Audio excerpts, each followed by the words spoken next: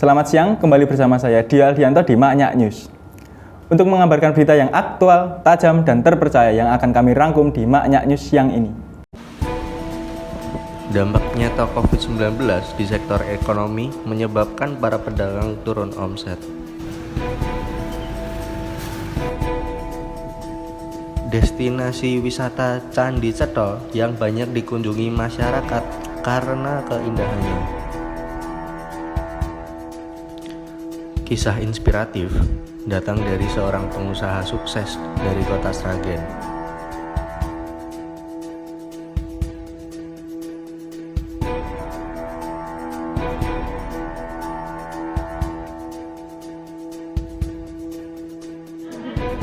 Es gempol pleret merupakan minuman tradisional khas Solo yang banyak diminati oleh banyak orang.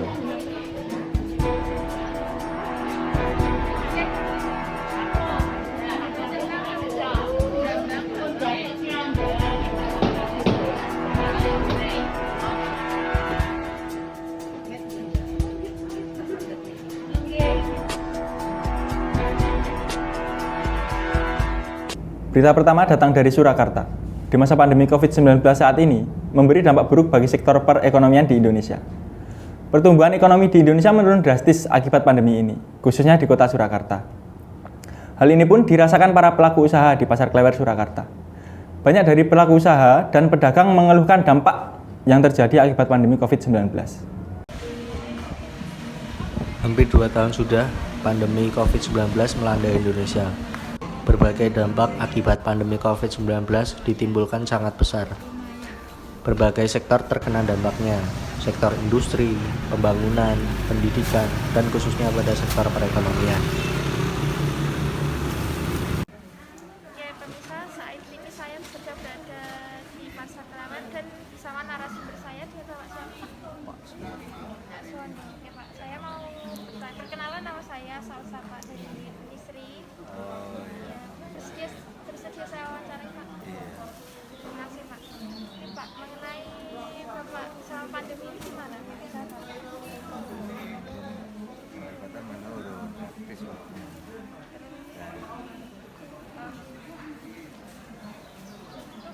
Kan sudah berangsur normal kan Pak? Iya. Masih belum menurun atau gimana Pak? Atau meningkat? Ya, Nah, belum bisa normal stabil, belum bisa. Iya. Terima kasih. Cuma ini daripada kemarin itu. Tapi meningkat. Iya. Terima kasih Pak. Iya. Pertumbuhan ekonomi di Indonesia menurun drastis akibat pandemi COVID-19, khususnya di kota Surakarta. Banyak pedagang dan wirausaha turun omset. Perkenalkan, saya Salsa dari Unisri. Ini dengan Bapak siapa ya? Pak Nardi. Ya, Bapak. Bapak, saya mau wawancara sebentar ya Pak. Mau bertanya tentang usaha Bapak ini. Ini saat pandemi saya ini gimana Pak pendapatan Bapak?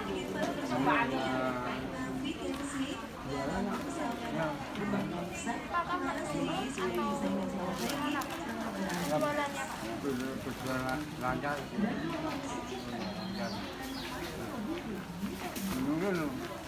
Kalau pagi kemarin Saat ini gimana Pak? Kan sudah mulai berangsur normal. baru ini. Sudah meningkat ya Pak? Iya. Baru kali ini Selesai ya Pak? Terima kasih Bapak. Terima kasih Pak. Semoga usaha Bapak sukses selalu.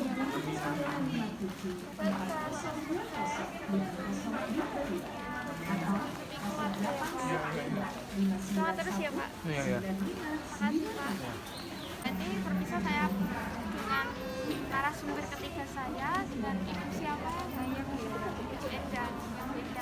Beda saya mau bertanya, perkenalkan saya Salsa dari Unisri. Saya mau bertanya tentang usaha Ibu semenjak pandemi ini gimana Pak? Selama PPKM sudah berjalan, alhamdulillah mulai sudah membaik. Pengunjung juga sudah, alhamdulillah sudah ada peningkatan.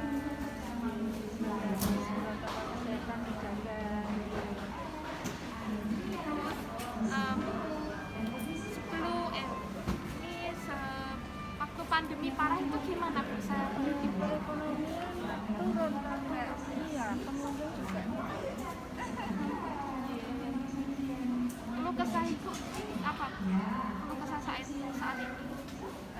Keluh kesah ya kalau bisa COVID ini cepat berlalu, jadi perekonomian memulih kembali, bangkit lagi,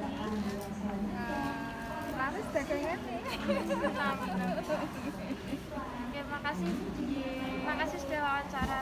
Saya sangat berterima kasih. Semoga bisa ini lancar. Terus ramai pembelinya, sukses terus ya Bu. Iya, amin doanya. Makasih Bu. Terus semangat ya Bu. Iya. Akibat dari daya beli masyarakat yang turun, terutama karena kurangnya penghasilan dan terbatasnya ruang gerak untuk beraktivitas. Permisa, saat ini saya bersama narasumber saya yang keempat, yaitu dengan Bapak siapa Pak? Yanto. Pak Yanto. Bapak Yanto, saya Salsa dari Unisri Mas. Mau bertanya tentang usaha Bapak ini. Ini pendapatan Bapak ini gimana ya Pak selama pandemi COVID? Pendapatannya Iya. ya boleh dikatakan sangat berkurang, Pak. Berkurang. Terus ini kan sudah berangsur normal ya Pak. Iya. Ini gimana Pak? Perubahannya gimana? Setelah adanya ini ada sedikit pengembangan. Penjualannya cukup meningkat ya Pak? Ramai pembeli. Alhamdulillah. Terus kalau kesah Bapak selama ini apa? Saya dengan jiwa ini kadang seperti panas-panas ini pendapatan kurang. Terus harapan Bapak ke depannya gimana Pak? Sehingga sehingga rakyat kecil bisa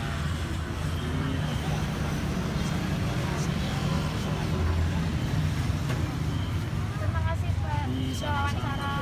Terus semoga usahanya semakin lancar, sukses terus, ramai pembeli. Terus perekonomiannya juga meningkat ya Pak ya? ya amin. Terima kasih Pak. Semangat terus ya Pak. Pinun Pak. Di tengah semua ketidakpastian kapan pandemi akan berakhir, masyarakat mengerem pembelian barang-barang yang dianggap tidak pokok.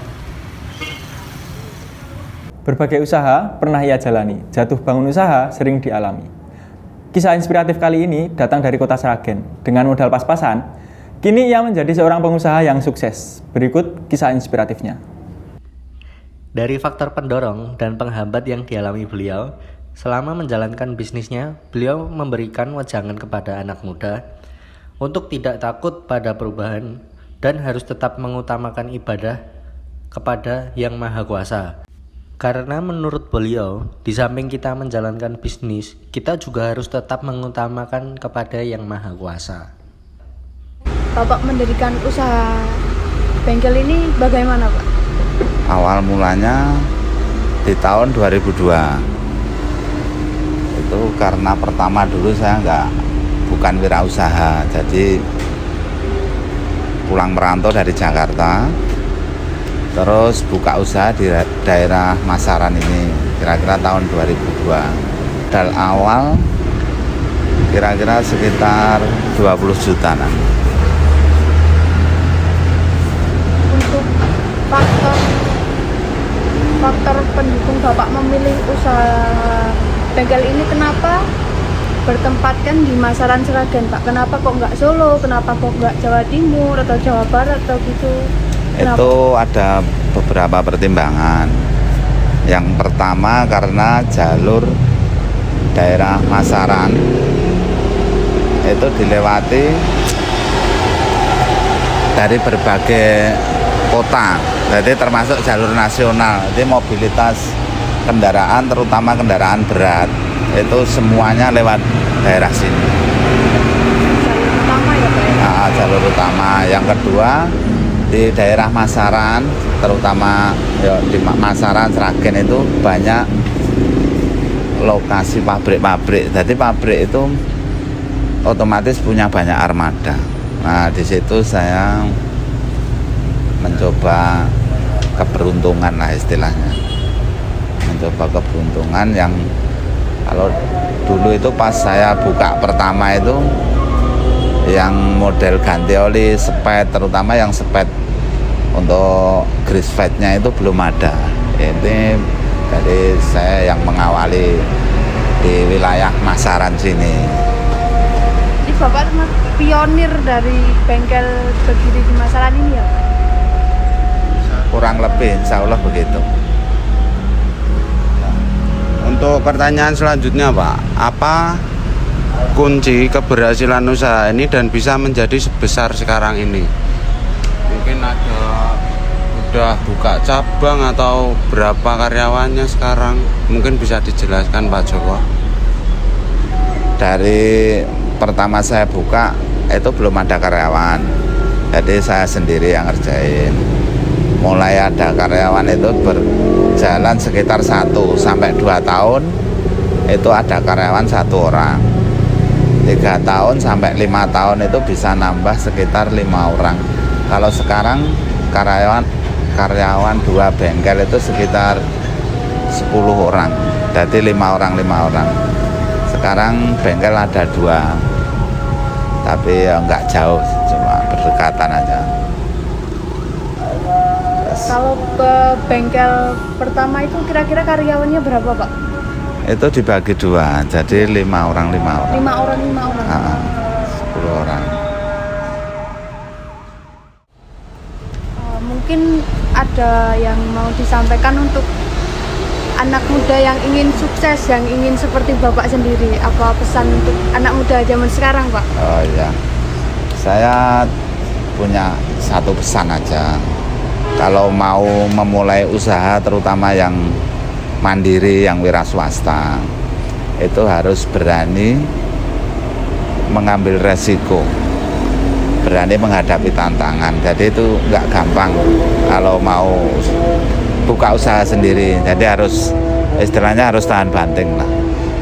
Pantang menyerah juga perlu. Pantang menyerah.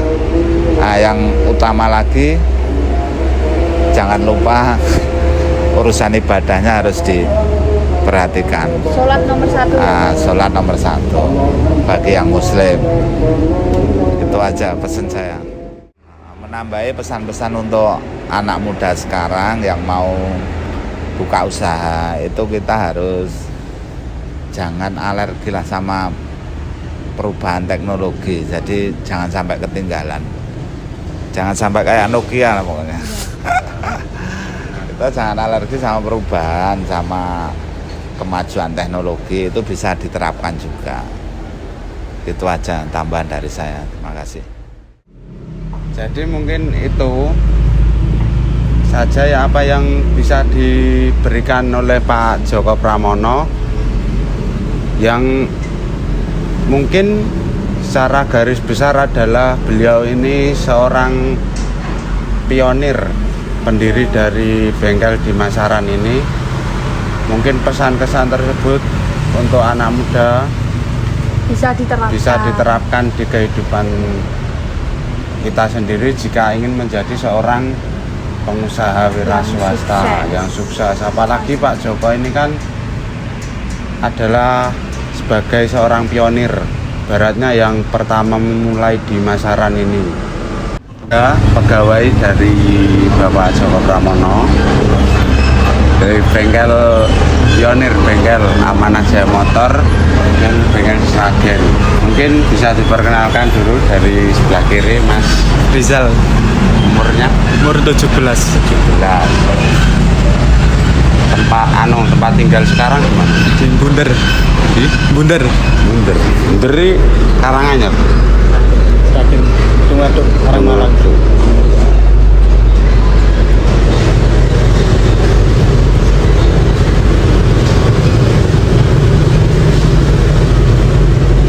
Kenapa bisa, untuk pertanyaan pertama, kenapa bisa bekerja di sini, Mas Rizal? Karena butuh uang. Jadi untuk kebutuhan, memenuhi kebutuhan ekonomi ya? Iya. Untuk pertanyaan kedua, sudah berapa lama bekerja di sini? Hampir 3 tahun. Hampir 3 tahun. Di 3 tahun tersebut, apa saja Mas yang sudah didapatkan? 1 sepeda motor, 2 HP. 2 tahun setengah ya. Sekarang kita berlanjut ke Mas yang sebelah kanannya. Silakan perkenalan Mas. Nama saya Wajid, Wajid, umur 18 tahun, 18 tahun. Tempat tinggalnya Masaran, Sragen. Masalah. Dekat ya Mas ya. Ya. Untuk pertanyaan pertama, kenapa bisa bekerja di sini? Ya karena hobi mereteli. Hobi mereteli mesin kayak gitu ya Mas. Jenisnya. Jadi cocok di bengkel. Untuk pertanyaan kedua, sudah berapa lama Mas bekerja di sini? Kurang lebih 4 tahun. 4 tahun. Di 4 tahun tersebut apa aja Mas yang didapat? Sepeda motor, HP, sama kesenangan. Kesenangan. Oh ya, karena gue berarti penak ya Mas ya. Hobi, bayar. Hobi ya dibayar Mas.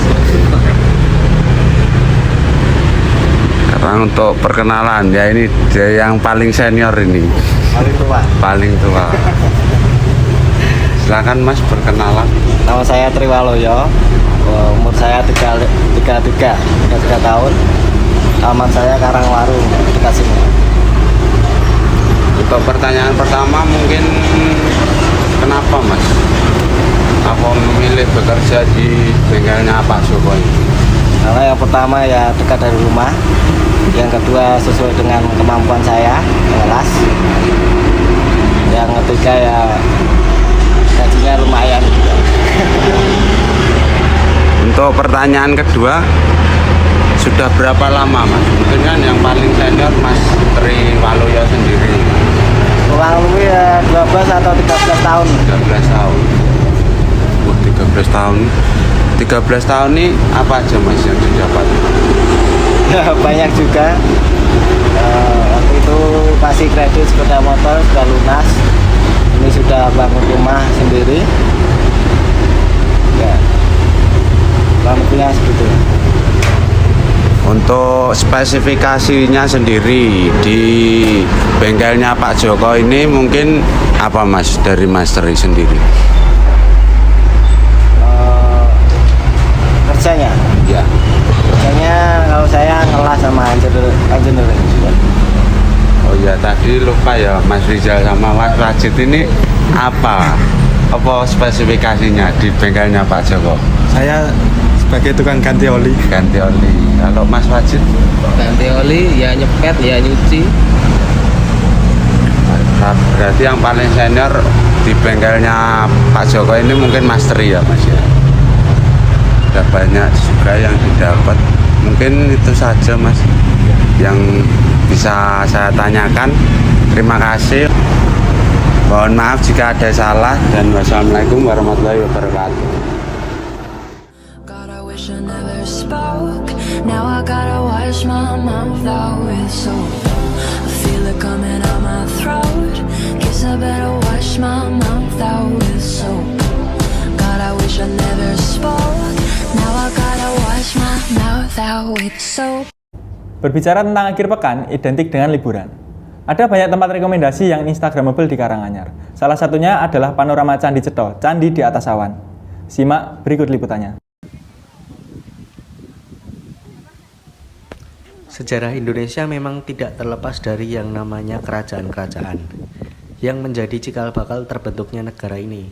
Salah satu peninggalan sejarah Indonesia adalah Candi Cetho. Candi yang letaknya berada di atas ketinggian, tepatnya berada di lereng Gunung Lawu, Dusun Cetho, Desa Gumeng, Kecamatan Jenawi, Kabupaten Karanganyar, merupakan candi yang bercorak agama Hindu yang diperkirakan dibangun pada masa Kerajaan Majapahit.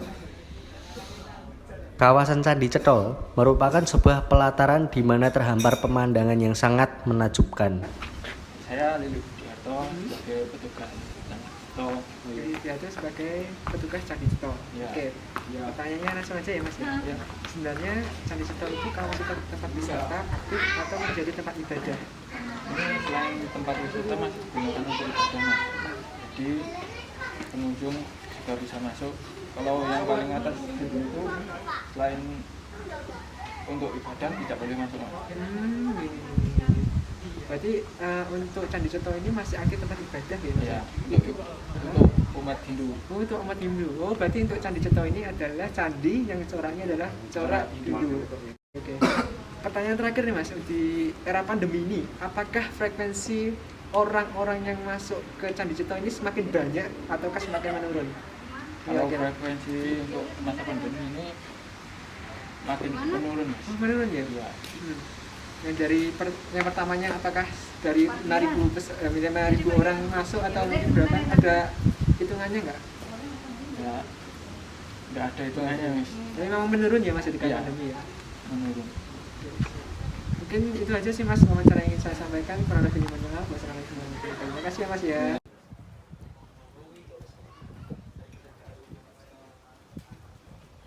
Bagi wisatawan yang beragama Hindu, wisatawan pun juga bisa berdoa di tempat ini yang akan dipandu oleh seseorang. Berikut pula disediakan dupa-dupa sebagai salah satu syarat doa.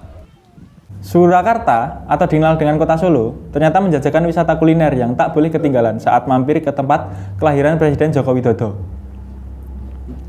Salah satu tempat yang sering dikunjungi wisatawan adalah Pasar Gede. Pasar yang berdiri sejak tahun 1930 ini ternyata menjadi destinasi wisata wajib bagi wisatawan yang ingin mencicipi makanan tradisional khas dari Kota Solo. Berikut liputannya.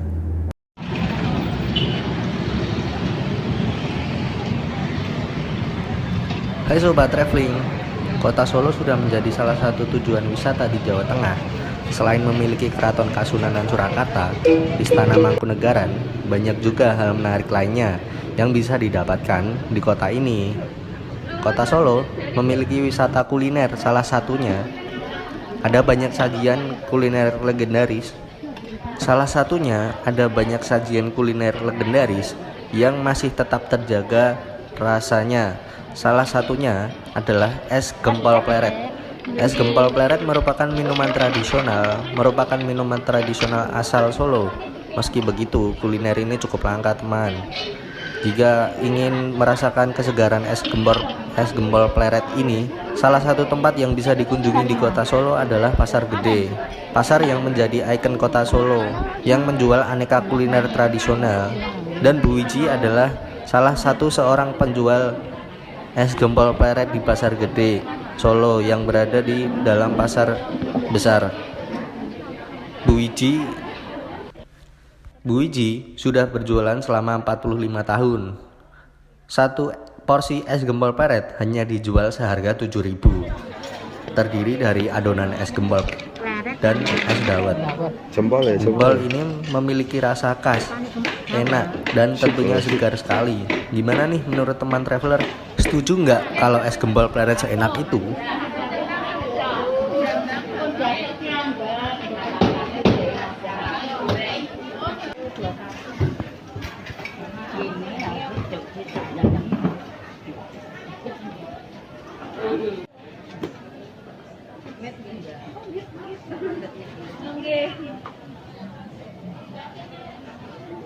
Liputan kuliner tadi sekaligus menutup perjumpaan kami pada hari ini. Saya Dio Aldianto dan kru yang bertugas pamit undur diri. Selamat siang dan sampai jumpa.